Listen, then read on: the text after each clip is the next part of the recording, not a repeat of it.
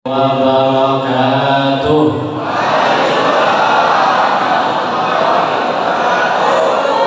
Masya Allah, masih semangat semuanya. Bapak-bapak, ibu-ibu semua masih semangat.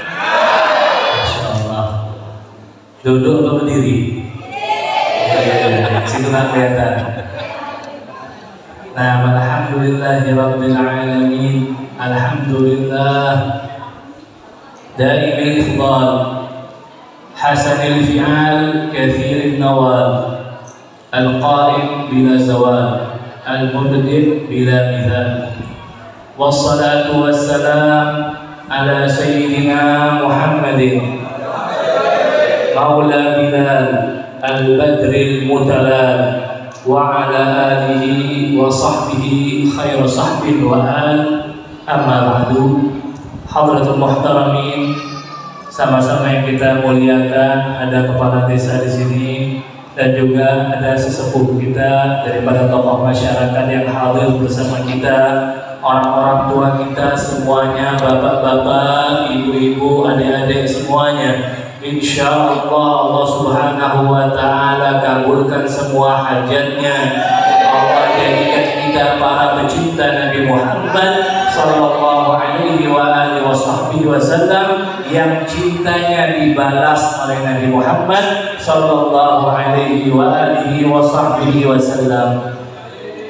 Segala puja dan puji kita haturkan kepada Allah Subhanahu wa Ta'ala, yang mana pada malam ini di kesempatan yang sangat istimewa ini Allah Subhanahu wa Ta'ala berkenan memberikan kepada kita semua taufik hidayahnya untuk bersama-sama duduk di masjid mengingat daripada kekasihnya, orang yang paling dicintai oleh Allah Subhanahu wa Ta'ala, insan termulia, insan terindah, insan teragung, makhluk yang paling afdal. Wa afdalul khalqi 'ala al-itlaqi nabiyyuna fadl an-shiqaqi. Makhluk termulia, makhluk teragung adalah Nabi kita Nabi Muhammad sallallahu alaihi wasallam. Maka dari itu sepantaslah bagi kita yang mengaku umatnya, bagi kita yang mengaku bahwasanya cinta kepada Nabi Muhammad sallallahu alaihi wasallam untuk selalu membasahi lidah kita ini dengan bersalawat kepada Nabi Muhammad sallallahu alaihi wasallam. Orang yang mengaku cinta namun tidak pernah menyebut nama kekasihnya, pastikan dia pecinta ataupun bukan pecinta yang asli, dia hanya pendusta, bukanlah pecinta. Orang kalau mabuk cinta pasti menyebut nama kekasihnya. Mau makan ingat kekasihnya, mau minum ingat kekasihnya, mau masuk ke kamar mandi pun masih ingat sama kekasihnya. Dimanapun tempatnya dia selalu ingat sama orang yang dia cintai. Kalau kita mengaku cinta sama Nabi namun kita lupa sama Nabi, dalam satu hari satu malam gak pernah ingat sama Nabi Muhammad, gak pernah bersalawat kepada Nabi Muhammad sallallahu alaihi wasallam, artinya kita perlu koreksi lagi. Benarkah kita mencintai Nabi Muhammad sallallahu alaihi wasallam? Tema kita mungkin malam ini adalah Nabi dan cinta. Karena Nabi Muhammad adalah pembawa cinta sejati, cinta hakiki, bukan cinta yang fana. Kita cinta kepada anak kita. Ya, ibu-ibu cinta sama suaminya ya? Bu, suaminya cinta sama suaminya, Bu? Suaminya juga cinta sama istrinya. Bapak-bapak cinta sama istrinya? Cinta, semuanya ngaku cinta. Cuman satu, kalau istrinya mati mau ikut mati ya? Kalau bapak suaminya mati nih, mau nggak ibu ikut mati? Nah, artinya nggak cinta, bohong. Katanya sehidup semati, kan namanya cinta sehidup semati, cinta sehidup. Kamu mati ya mati sendiri aja, nggak usah ngajak-ngajak saya. Nggak ada siapa yang cinta sampai meninggal. Tapi saya mau cerita satu orang yang mungkin ya kita bisa namakan ini cinta sejati. Ada seorang kiai yang kita dulu pernah belajar kepada kiai tersebut di Mojokerto. Dia punya seorang istri, istrinya 4 loh. Oh, istrinya 4. Istrinya kiai ini 4. Kalau cari di Google ketemu itu Kiai Mahfud Asy-Syaubari. Bisa dilihat di Google ini sekarang. Kiai Mahfud Asy-Syaubari Mojokerto. Kita belajar sama kiai tersebut. Ini kemarin baru setahun yang lalu ataupun 2 tahun yang lewat, istrinya meninggal dunia. Itu kiai sedih. Ini istri pertama. Bukan istri kedua ataupun istri ketiga ataupun istri keempat. Ini yang membersamai kiai tersebut di dalam perjuangannya. Dia meninggal di hari sebelumnya, yaitu tanggal tepatnya saya lupa, tapi dia meninggal pada saat itu si suaminya kiai tadi, Kiai Mahfud tersebut sedih karena istrinya yang dia cintai meninggal. Akhirnya ini suaminya itu sedih terus, nggak bisa makan, nggak bisa minum, nggak bisa ngomong. Tapi yang masya Allahnya kiai ini punya rutinan setiap hari Ahad ngajar kitab Ihya di masjid. Tetap ngajar kitab Ihya di masjid di depan jenazah istrinya. Itu cinta sejati. Kemudian gak lama dari itu kiai tersebut meninggal dunia. Gak beda 24 jam. Itu baru sehidup semati. Kira-kira ada yang mau kayak gitu? Ada nggak yang mau kayak gitu? Nggak ada yang mau kayak gitu. Nggak ada yang mau meninggal istrinya, suaminya mau ikut meninggal. Itu artinya cinta kita perlu koreksi. Di dalam bahasa Arab cinta itu bahasa hak dan ba yang ditasydid. Apa gerangan bahasa Arab tersebut? Ataupun kalau kita mau preteli dari bahasa tersebut, kita bahas cinta. Hubbun artinya cinta. Hak, nih yang baca Quran tadi pasti tahu. Hak itu adalah huruf yang keluar dari dalam, bukan huruf syafawi, bukan yang keluar dari mulut kita, bukan. Huruf syafawi sama huruf halki beda. Itu hak itu adalah huruf dari dalam. Itu menandakan artinya bahwa cinta itu bukan di mulut. Cinta itu bukan ngomong aku cinta kamu, I love you dan sebagainya. Tapi cinta itu datangnya dari hati, dari dalam. Kemudian babnya 2. Karena pastinya ada yang mencintai, ada yang dicintai. Ada suami, ada istri. Babnya ada 2, tapi lihat 2-nya terpisah apa bareng-bareng? Ditasydid. Apa ditasydid? 2 ba dijadikan satu. Kemudian ba-nya ditekan. Artinya apa? Ibarat 2 menjadi 1. Ba-nya ditulis kumpul, ba-nya ditulis 1 ditambah tasydid saja. Artinya apa? Seorang yang mencintai belum dikatakan dia itu seorang pecinta sejati kecuali sudah tergabung bersama orang yang dia cintai. Kan damage, tergabung bersama orang yang dicintai. Ya, artinya kalau bapak cinta sama istrinya, artinya harus satu daripada cinta tersebut, satu tujuannya itu menuju Allah Subhanahu wa ta'ala. Cinta itu harus satu, hubbun. Kemudian cinta tersebut dinamakan hubbun habba 2. Dikatakan oleh salah seorang syair mengatakan ana man ahwa wa man ahwa ana nahnu ruhani halalna badana. Seorang pecinta ini, orang yang mabuk cinta, dia bersyair, aku orang yang mencintai, aku adalah orang yang mencintai, dan orang yang mencintai adalah aku. Nahnu ruhani, kami ini dua ruh. Halalna badana, menempati satu badan, satu jasad. Nah itu adalah cinta sejati. Kalau kita mengaku cinta sama Nabi Muhammad, namun kita jarang menyebut Nabi Muhammad, artinya perlu dipertanyakan.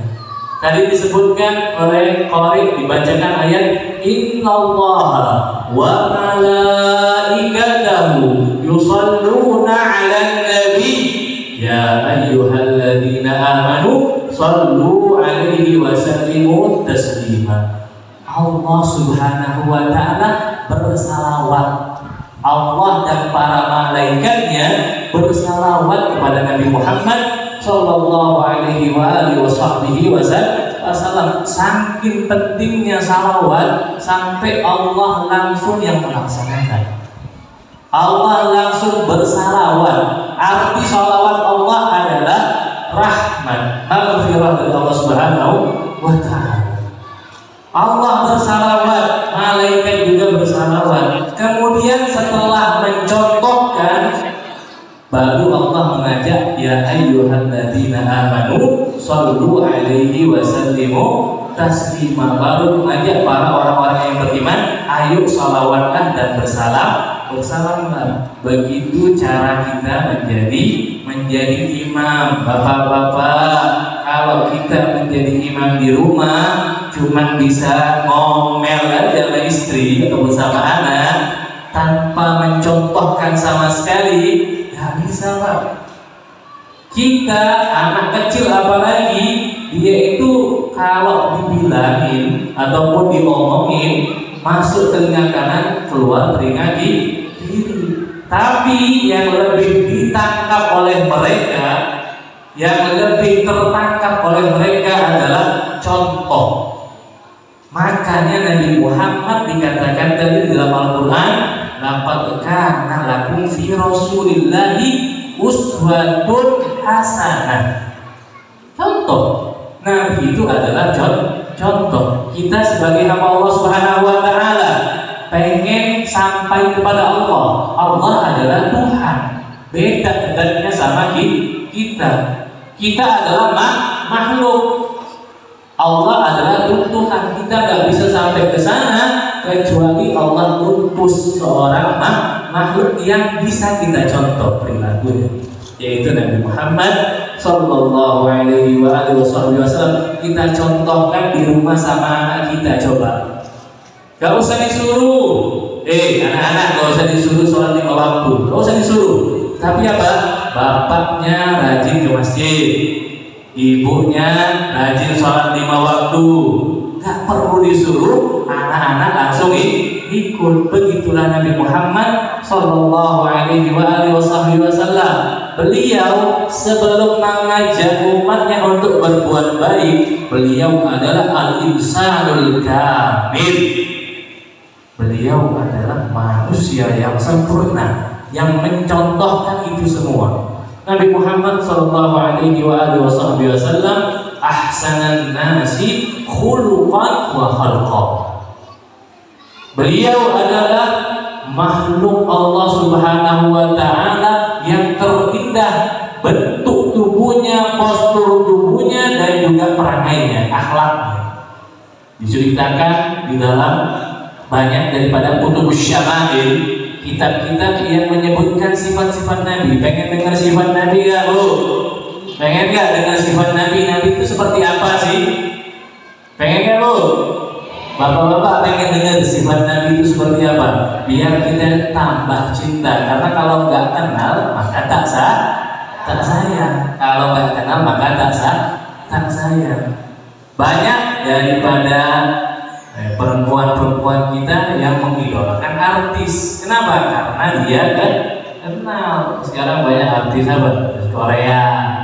Ya, ada tuh perempuan yang masih mengidolakan artis Korea. Taubat, jangan mengidolakan artis Korea. Dia belum sunat, dia nanti masuk neraka, mau ikut masuk dalam neraka. Alhamdulillah. Kata Nabi-nya apa?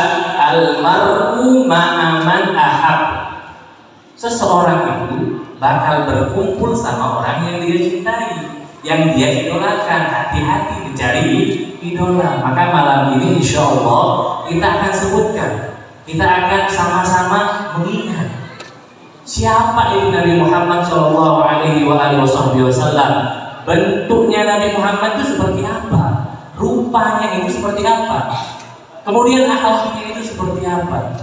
Dikatakan di dalam Maulid tiba Alfiyul Anfi, hidungnya Nabi Muhammad itu lurus mancung seperti huruf alif. Mimiul Fami, mulutnya selalu tersenyum bagaikan huruf mim. Nuniul Hajibi, alisnya seperti huruf nun yang terbalik. Bijinya adalah, titiknya adalah mata. Kemudian Nabi juga matanya bundar, hitamnya sangat hitam, yang bagian putihnya sangat putih. Alisnya panjang dan juga lentik, kulitnya putih, tapi bukan putih yang membosankan, masyubah bil humrah, putih yang kemerah-merahan, putih yang enak dipandang, putih yang senang kalau kita lihat, gak bakal bosan. Ganteng gak? Ganteng gak lu? Ganteng gak Nabi Muhammad? Lebih ganteng artis sama Nabi Muhammad? Jauh sama artis yang diidolakan sama orang sekarang. Nabi Muhammad adalah ajmalun nasi. Sampai-sampai seorang sahabat nih yang bernama Hasan bin Thabit mengatakan bahwasanya ka'annaka qad khuliqta kama tasya'u. Seakan-akan Nabi itu diciptakan sesuai keinginannya. Pengen hidup seperti ini, pengen mata seperti ini, pengen mulut seperti ini. Adakah dari kita, Pak, yang request? Ada yang request ketika dalam perut ibunya lagi hamil, ngomong di perutnya, aku request Pak, ataupun aku request Bu, aku request wahai Allah, pengen hidung seperti ini, mata seperti ini, kemudian kulitnya seperti ini. Tidak ada yang request. Tapi Nabi Muhammad saking sempurnanya dikatakan bahwasanya ka'annaka qad khuliqta kama tasya'u. Kau ini diciptakan seakan request, akan sesuai dengan keinginan Nabi Muhammad Sallallahu Alaihi Wasallam, karena memang beliau pantas, karena beliau adalah al-insanul kamil. Begitu juga peranainya Nabi Muhammad Sallallahu Alaihi Wasallam. Beliau wa ma arsalnaka illa rahmatan lil alamin. Beliau adalah rahmat bagi semesta alam. Al-alam. Ada yang tahu arti al-alam di dalam bahasa Indonesia? Jamaknya alamin. Al-alam artinya adalah kullu ma siwallah. Semua segala sesuatu kecuali Allah Subhanahu wa taala. Kipas angin alam, kerudung ibu-ibu alam, peci bapak-bapak itu alam bahasa Arabnya. Alam semesta, buah-buahan, bebatuan, kosi, semuanya, pepohonan itu semuanya alam. Nabi Muhammad diutus sebagai rahmat untuk semua alam tersebut. Maka semua alam pun cinta kepada Nabi Muhammad Sallallahu Alaihi Wasallam. Semuanya bersalam dan bersalawat kepada Nabi Muhammad. Emang batu bisa ngomong? Emang kayu bisa ngomong? Nah, benar, ada riwayatnya, ada hadis seorang sahabat yang bernama Sayyiduna Ali karramallahu wajhah. Beliau menceritakan bahwasanya beliau keluar bersama baginda Nabi Muhammad Sallallahu Alaihi Wasallam. Ini keluar nih, bukan jalan-jalan healing biasa, nggak ada iktibar. Kalau kita jalan-jalan healing, jalan sana, nggak ambil ibrah. Kalau ini Sayyidina Ali bin Abi Thalib keluar sama Nabi. Ketika beliau keluar melewati bebatuan, melewati pepohonan, melewati gunung, beliau mengatakan wa ma marartu ala hajarin aw syajarin illa wa yaqul assalamu alayka ya Rasulullah. Batu yang dilewati, Kemudian pohon yang dilewati mengucapkan salam kepada Nabi Muhammad dan didengar langsung oleh Sayyidina Ali. Ini adalah mukjizatnya Nabi Muhammad. Kok bisa sampai bantu seperti itu? Karena dia merasa ini adalah rahmat buat kami. Begitu juga pohon. Ada cerita nih. Nabi Muhammad Sallallahu Alaihi Wasallam. Mau dengar ceritanya nih? Bu, mau dengar ceritanya bu? Bapak mau dengar ceritanya nih? Udah agak ngantuk semuanya nih. Semuanya agak ngantuk. Jam berapa sekarang? Mau teruskan? Nabi Muhammad Sallallahu Alaihi Wasallam kalau berkhutbah itu berdiri. Makanya saya nggak mau duduk.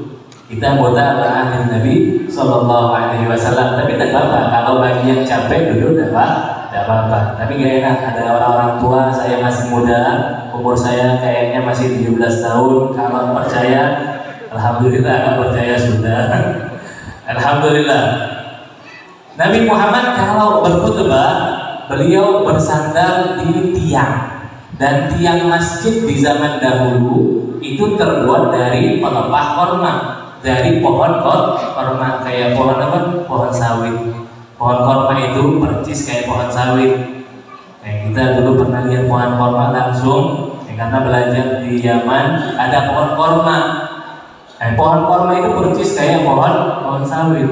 Nabi Masjid Nabawi dibuat dari pohon korma, atasnya dengan pelepah korma. Nabi kalau khutbah sandaran di titik tersebut, di pohon korma tersebut, seraya memberikan tausiah dan khutbah kepada para sahabatnya. Akhirnya pada suatu waktu para sahabat mempunyai inisiatif. Kesian lihat Nabi khutbah sandaran di pohon kayu. Dibuatkanlah mimbar seperti ini, mana mimbar masjid? Nggak kelihatan di belakang. Mungkin di belakang ada mimbar. 1, 2, dan 3. 3 titikkan mimbarnya Nabi Muhammad Sallallahu Alaihi Wasallam. Beda pohon tersebut ke mimbar jaraknya cuma 3 jengkal. Akhirnya Nabi naik dan memberikan khutbahnya. Ketika beliau berkhutbah, terdengar suara rintihan, suara orang menangis. Ada suara rintihan terjadi. Suara rintihan orang nangis. Gitu. Ketika orang ini terdengar membesar suaranya, makin besar sehingga semua para sahabat mendengarkan daripada rintihan tersebut. Akhirnya Nabi pun turun dari khutbahnya. Ulama mengatakan ini khutbah wajibah. Khutbahnya wajib, khutbah Jumat wajib ya hukumnya? Wajib. Tapi Nabi turun. Untuk apa Nabi turun? Datang ke pohon tadi, seraya menghampiri pohon tersebut dan dipeluk oleh Nabi Muhammad Sallallahu Alaihi Wasallam. Ternyata yang menangis adalah pohon korma. Ini hadis sahih. Nangis itu pohon dan diusap-usap oleh Nabi Muhammad Sallallahu Alaihi Wasallam. Dan pohon itu tenang, sedikit demi sedikit hilang nangisnya. Kemudian Nabi bersabda kepada para sahabatnya, ketahuilah jika saja aku tidak mendiamkan pohon ini, niscaya dia akan nangis sampai hari kiamat.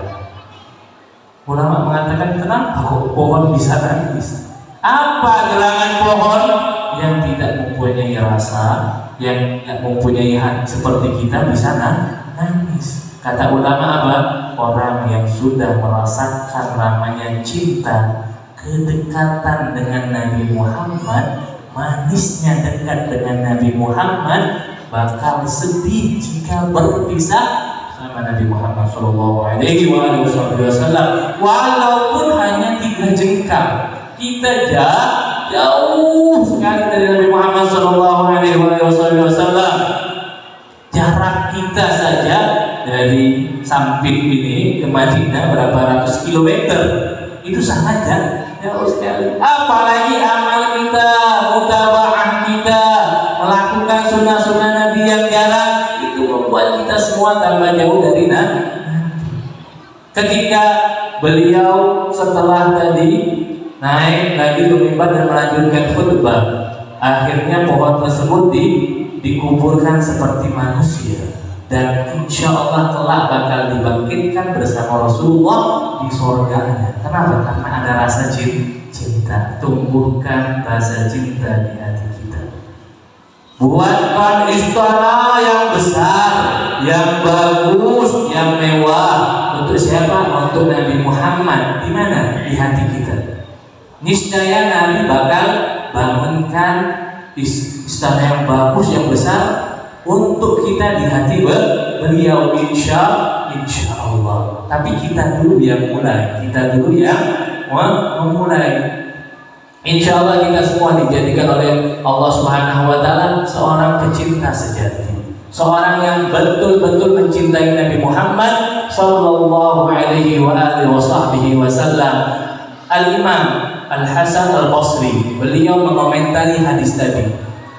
Ini adalah pohon, ini adalah pohon yang tidak mempunyai hati dan punya ruh, dan punya rasa.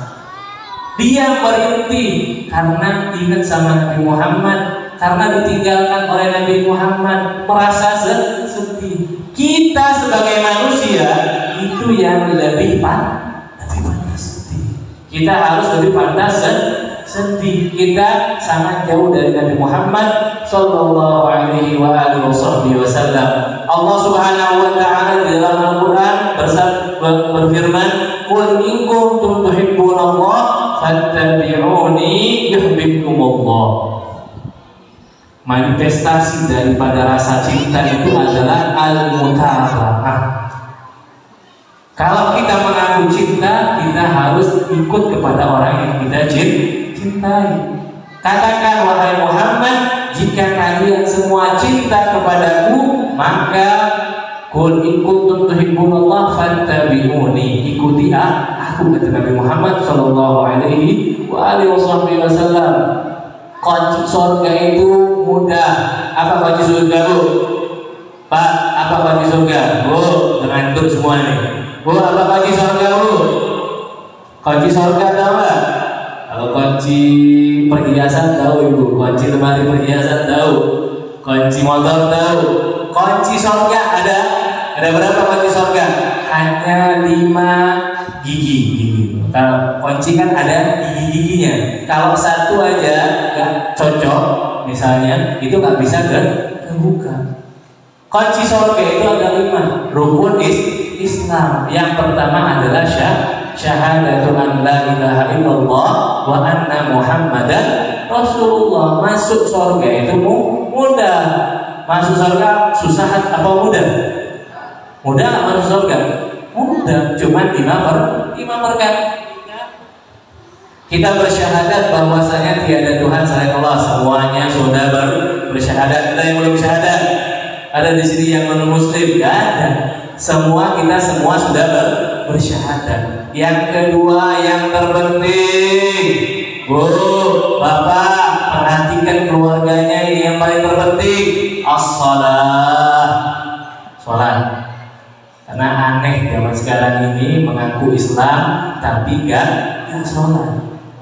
Kalau di sana sekarang ada fenomena, alhamdulillah saya sholat tapi masih agak bolong-bolong, itu bukan sholat. Paham? Karena yang dinamakan sholat kalau dia melakukannya 5 waktu, 5 kali satu hari, itu baru dinamakan sholat. Kalau masih bolong-bolong artinya apa? Takut sholat, dia meninggalkan sholat. Jadi kunci yang kedua adalah sholat 5 waktu, kecuali Jumat. Sholatnya berapa waktu? 5 waktu juga, tapi ada diskon. Ibu-ibu demen nih diskon. Suka diskon apa enggak, Bu? Suka nggak diskon? Biasanya lebaran ada diskon. Ya, bapak-bapak juga biasanya nyari diskon. Kenapa? Karena itu adalah Idul Muslimin. Hari lebarannya orang muslim adalah hari Jumat. Maka dikasih diskon. Sholatnya yang harusnya 4 jadi 2. Lumayan. Sholat Jumat harus 40 orang dan dengan syaratnya yang ada di dalam kitab fikih. Itu harus kita laksanakan semua. Sholat, kemudian puasa muda, dan 360 hari setahun, puasa hanya 30 harinya. Banyak apa dikit? Dikit. 360 dikurang 30, itu yang wajib saja. Itu yang wajib. Kemudian zakat, bagi yang mempunyai 40 kambing, keluarkan 1 kambing kalau dia punya satu tahun, ataupun punya duit yang sampai nisab emas, yaitu 83 gram. Dan seperti yang sudah disebutkan juga di dalam kitab-kitab fikih, zakat. Kemudian yang terakhir adalah hak yang mampu. Itu adalah kunci surga. Harus lima-limanya baru bisa terbuka surganya. Semuanya sudah dilaksanakan, tapi gak sholat, gak mungkin bisa, gak mungkin terbuka daripada pintu surga. Insya Allah semua yang hadir di sini dijadikan oleh Allah Subhanahu Wa Taala hamba yang melaksanakan kelima-limanya. Kenapa? Karena ada seorang Badui, para pedalaman, bahasa Arabnya adalah Badui. Para pedalaman biasa